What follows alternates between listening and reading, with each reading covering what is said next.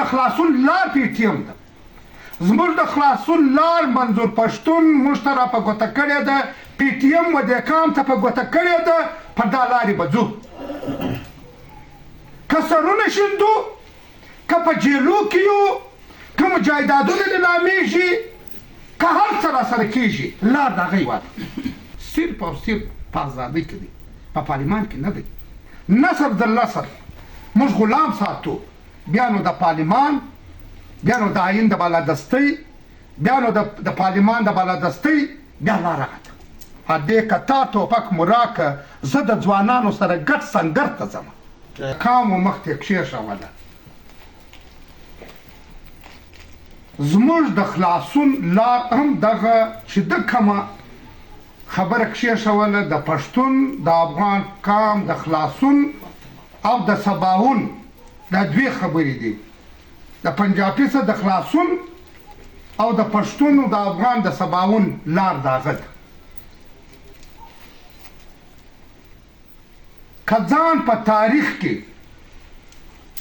که ځان په تاریخ کې د پښتانه په تاریخ کې د پښتون قام سرلوړي غواړئ نو لار دغه ده او که ځان او خپل بچان خپل نسل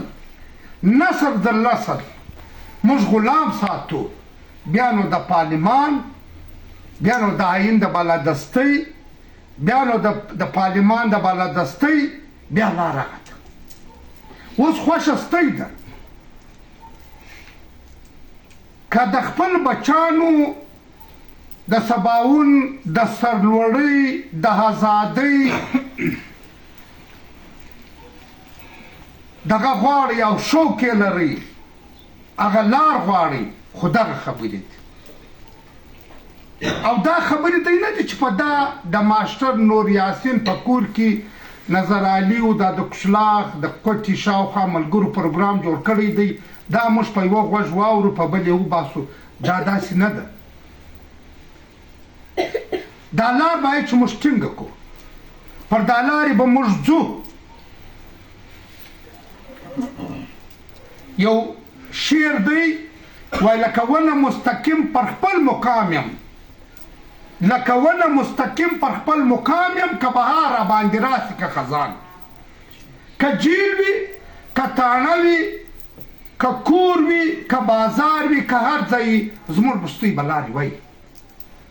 دا شعر هم د دې دپاره ووایي لکه ونه مستقیم پر خپل مقام یم که بهار راباندې راسي که خزان دا لار به نه پرېږدو زموږ د خلاصون لار پی ټي ایم ده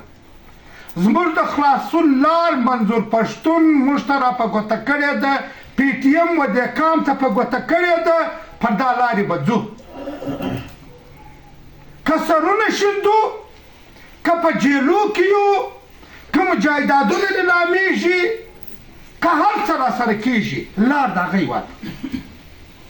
بله لار نشته د خلاصون لار بله نشته د خلاصون لار د پښتون د بقا لار چې د په اتفاق او په اتحاد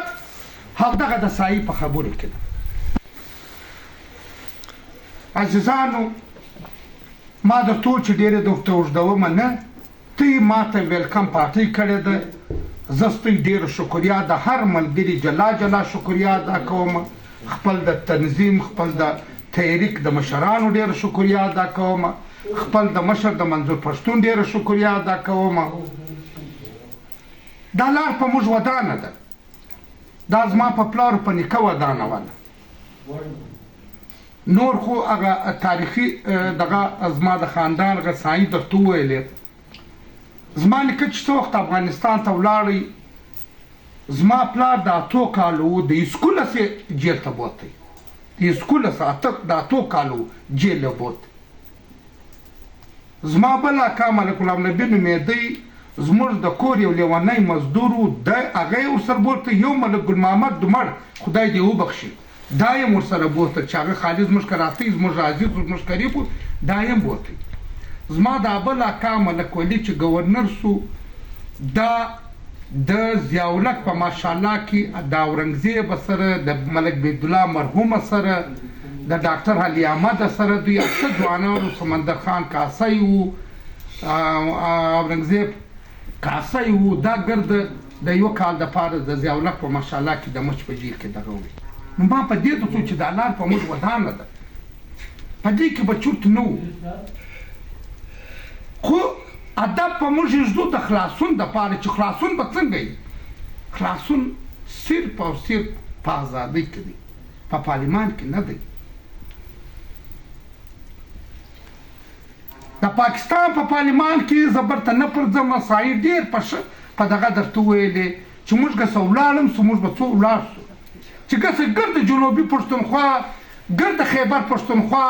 ویوه سړي ویوه پارټۍ ته ووټ ورکړي بیا موږ هلته څو یو بیا به ماته بالادستي ته چای نو یو واره بیا ستاسو ډېره شکریا ادا کومه